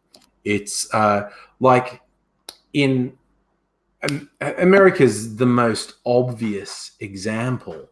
You are more likely to be killed by a member of your own family than by a scary bad guy. The actual scary bad guy stuff is really quite rare. Criminals tend to kill other criminals. They do kill innocent people. And I personally don't have many qualms with inflicting something on a bad person. But you look at America, you are far more likely to be hurt and killed by someone you know than by a bad, scary stranger. The thing with falsification, the part of the pepper spray, tasers, non-lethal, but if they're legal, then it's legal for bad people to carry them. Bad people are more likely to carry them. Bad people are more likely to use them. It's as simple as that. And good people are more likely to use them inappropriately. Good people are more likely to use them when it's a bad idea, when it's not justified. It's rough, though. I'm so upset at the situation women in particular find this. Not just women, it's me. I'm a wimp. I'm not a great big tough guy. I don't like the idea that some violent fucking shithead can do whatever they want to me. Theoretically, I may have bought some pepper spray when I was in America once because when I came back to Australia, I was going to be at a public event and someone had been threatening my life for a couple of months prior to that. And I got a bit paranoid.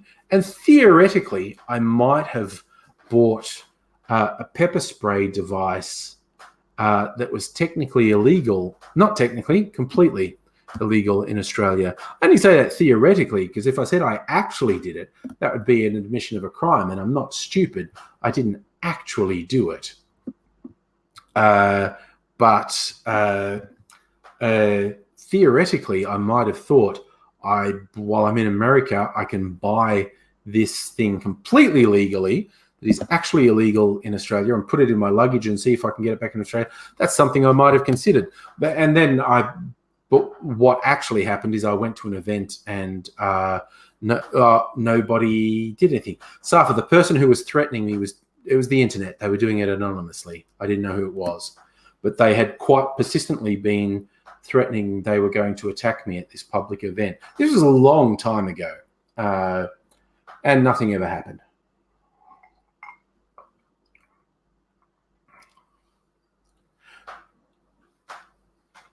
Misfoxification, I honestly lean towards quite strongly towards things like pepper spray being legal.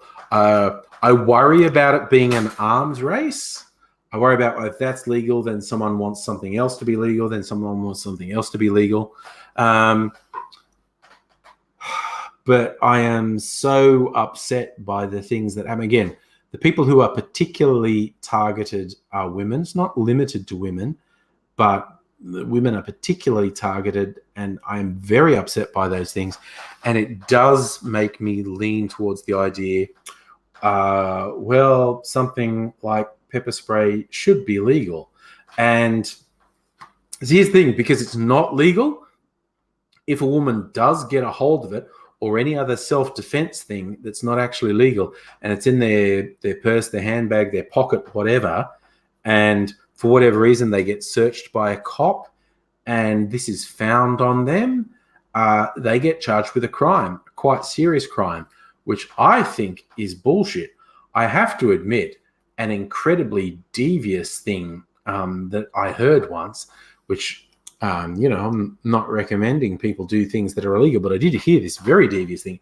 Oven cleaners are toxic as fuck. Spray oven cleaners are toxic as fuck, and they will really take someone down.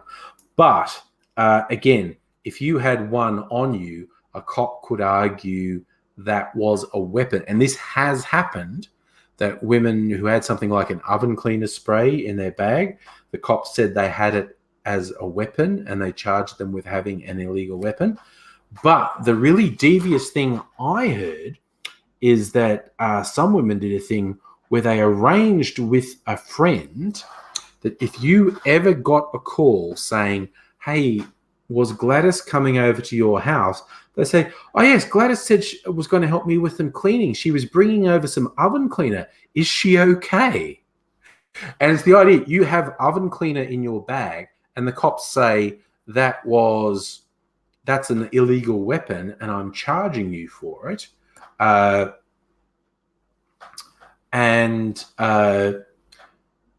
you go, no, it's not a weapon. I was going over to my friend Mary's house to help her clean. That's literally oven cleaner to clean her oven. And the cops go, well, we'll see about that. And they ring Mary and say, do you know Gladys?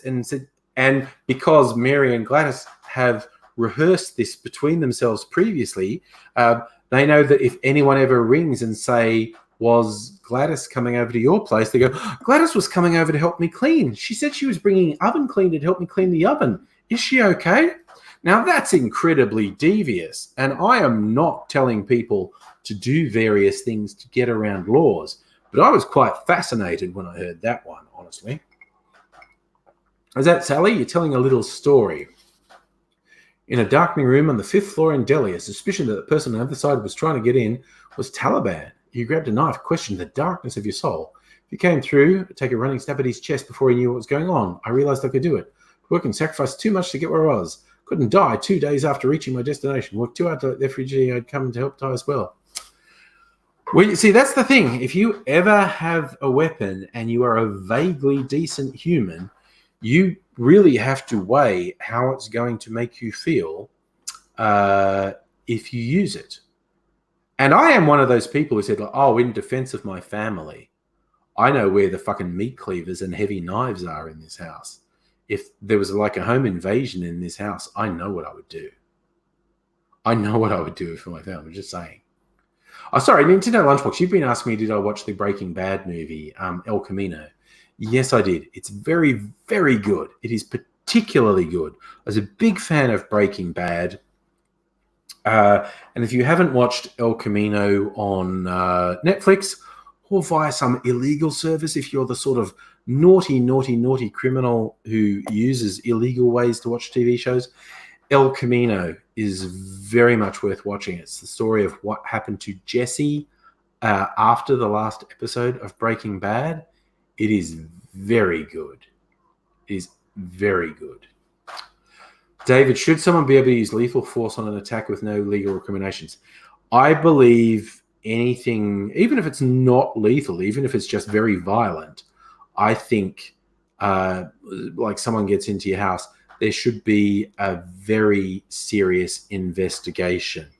And if the actions taken by the person were like, I feared for the life of myself and the other people in the house, and I acted instinctively, then I think that's legitimate. But you do get stories of people who chase intruders out of a house, like chase them down and attack them and kill them. And that's basically murder. That's revenge. That's not great.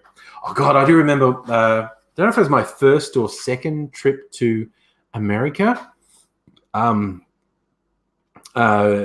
ex, my partner at the time, she had a lot of family, particularly in Los Angeles. She had some in, like, cousins and aunts and uncles in Las Vegas and in Colorado as well, but a lot in Los Angeles and surrounds.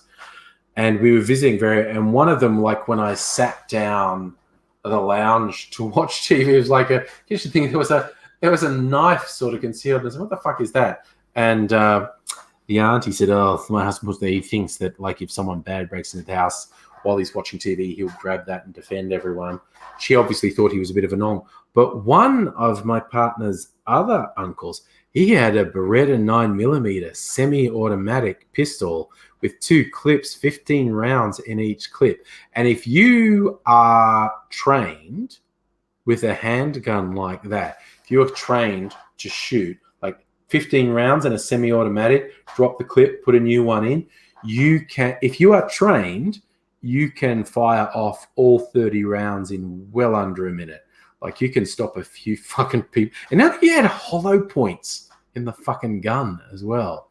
And he couldn't help it. He showed us his gun, and he talked about like he'd had training, and one of his neighbors was a cop, and he said, "Look, it's good that you've got a gun, defending house. He goes, but you need to understand if you shoot someone and they're not in your house, there will be an investigation. You may be charged." No matter who that person is, no matter what they were going to do, no matter what maybe they already did, if they're running away from, like if they're outside your house and you shoot them, there's going to be a really serious investigation. So you need to know you should only shoot someone inside your house.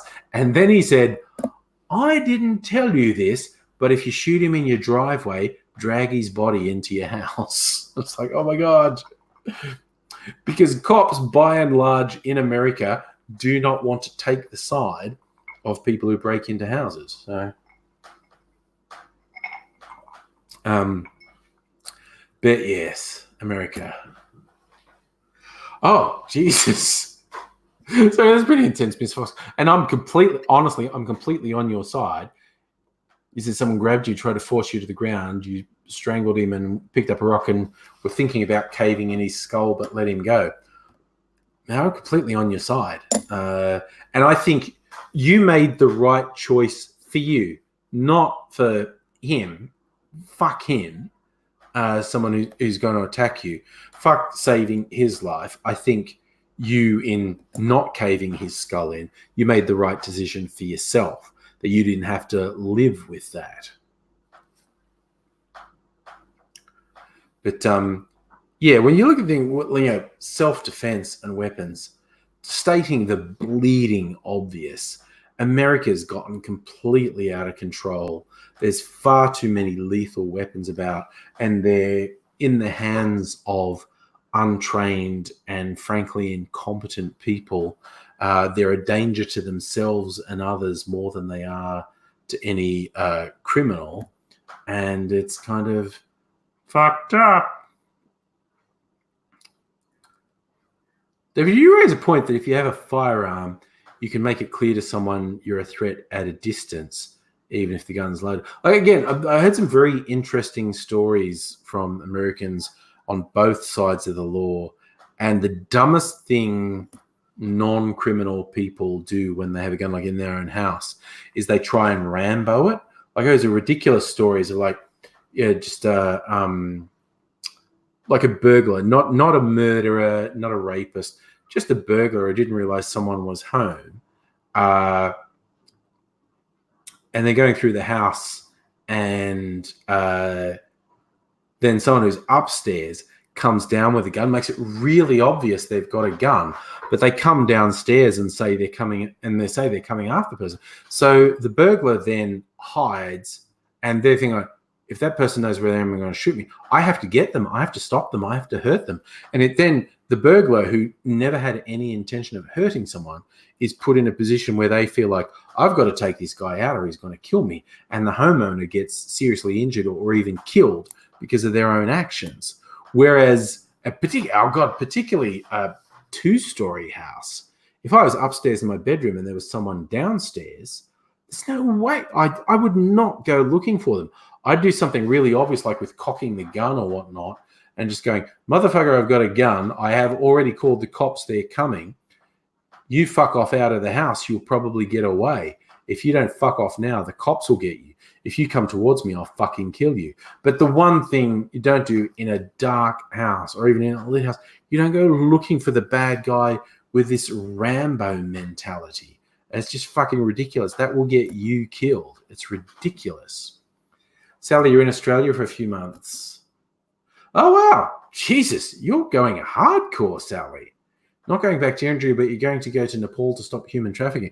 That is a very fraught part of the world. In many ways, I've known a lot of people who've come from India, Pakistan, Nepal, that whole area of the world. It's in many ways, it's an incredibly beautiful part of the world. It's got an amazing culture, but it's a very volatile part of the world. There's a lot of bad shit going on, and it's awful because obviously, like everywhere, the overwhelming majority of people are good.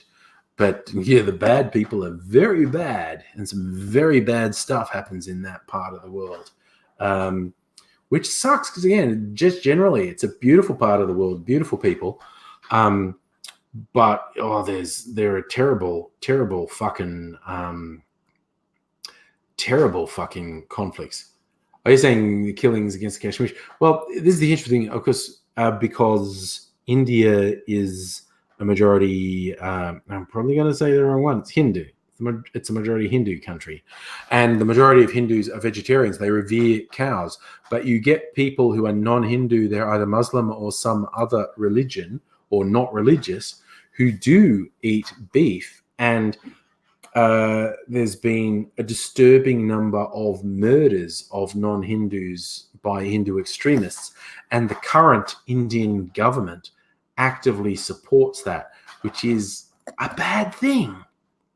And then there's, of course, the tensions between India and Pakistan, contested territories in Kashmir and Nepal, all sorts of nasty shit going on. Yeah, of course, that's a very big point. That part of not just that part of the world, happens all over, but the bad people are often in the government or the military or the police force. It's not just criminals who are bad. Far too often, people in the government or the military or police who are very, very bad. But the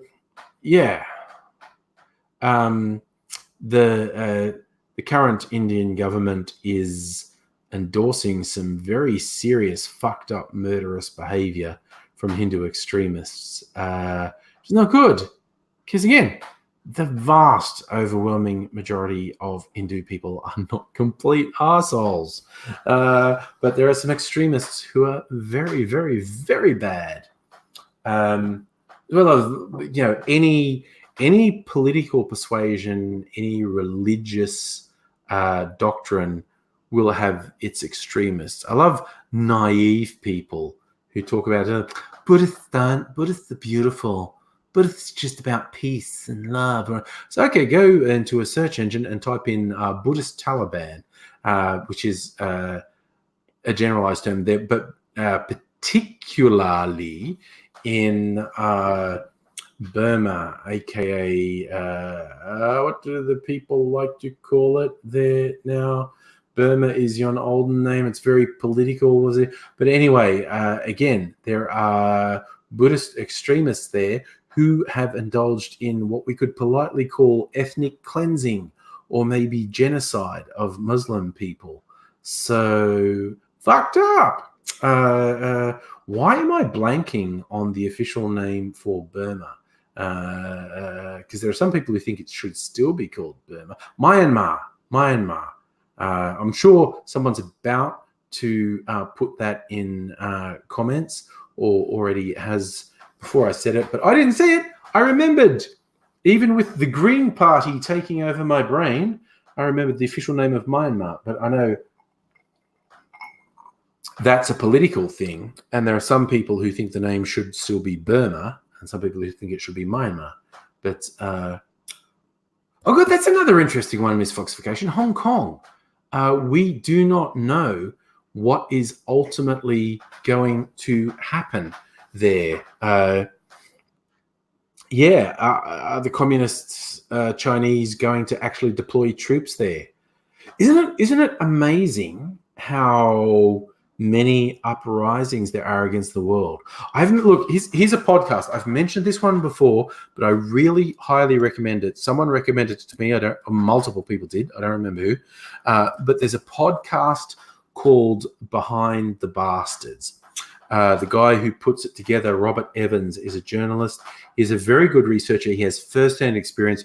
He has done a lot of conflict journalism. He has gone to a lot of really intense conflict zones in Iraq and Syria and other places.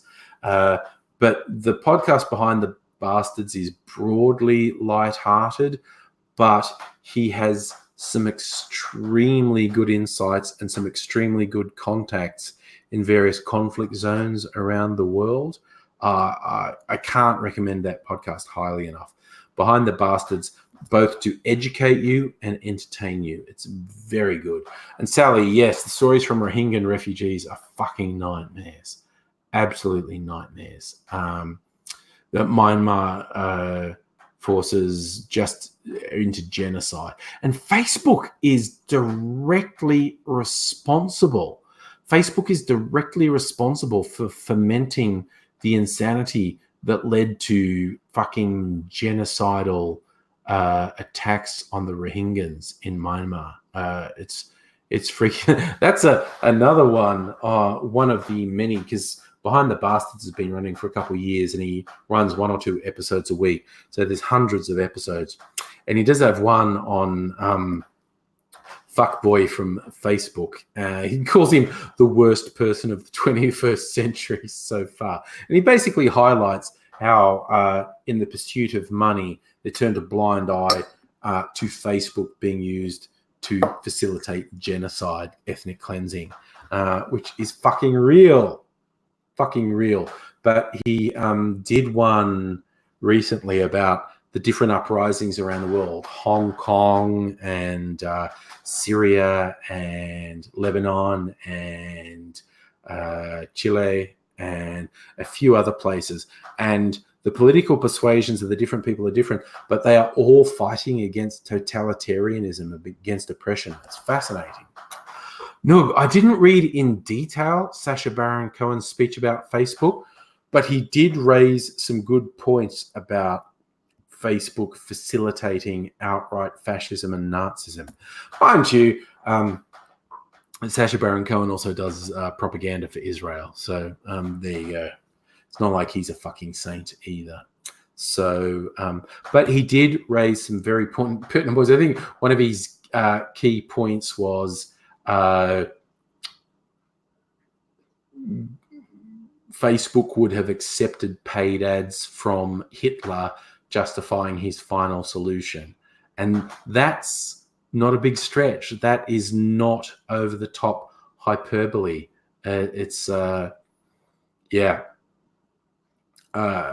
Facebook is fucking terrible, basically. So yeah, it's weird. I'm going to round off because it's 10 o'clock now. I'm going to go to bed. But years ago, in like the first year or two, I think I don't have a mask on, so it must be towards the second year.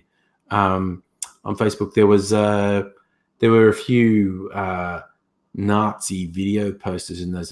This is before the Nazis had any power around them. This is before Nazis seemed like an actual dangerous threat. They were just fuckwits. And I posted a video that I basically said, I don't think Nazis should be banned from YouTube. I think we should just make counter videos pointing out what fuckheads the Nazi was. Oh, how naive I was, because now we've got actual full-on white supremacist fascists in the staff at the White House in the ear of the most powerful political office holder in the world, and the rise of neo-Nazis and fascists around the world, and they're fucking murdering people. I think they should be deplatformed. At the time, I thought Nazis were a sad fucking joke, and we could point out they're a sad fucking joke. We don't need to ban them. We can mock them and point out they're a sad fucking joke. I could not have conceived how 10 years later, Nazi ideology would be fucking mainstreamed.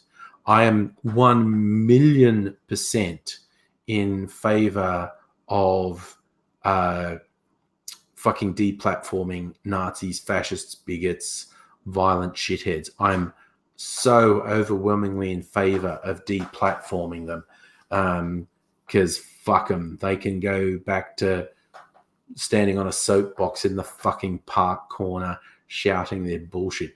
The idea of giving them a platform where they can poison the minds of millions of impressionable idiots is just terrible. Why did I change my views about deplatforming Nazi? Because the fucking world changed. And anyone who can't revise their opinions when reality changes is an idiot. And I like to think, evidence to the contrary notwithstanding, I'm not a complete idiot. So fuck Nazis, deplatform them, and stop them from earning money. I am 1,000,000% in favor of that. So good night, one all. Pity Wallaby, you're upset about having to be on night shift just as you're getting over jet lag. That does suck. Hope you feel better soon. I am going to go to bed. I hope you wonderful people look after yourselves. You're all awesome. I hope to see you again soon. I'm going to sign off and say bye for now.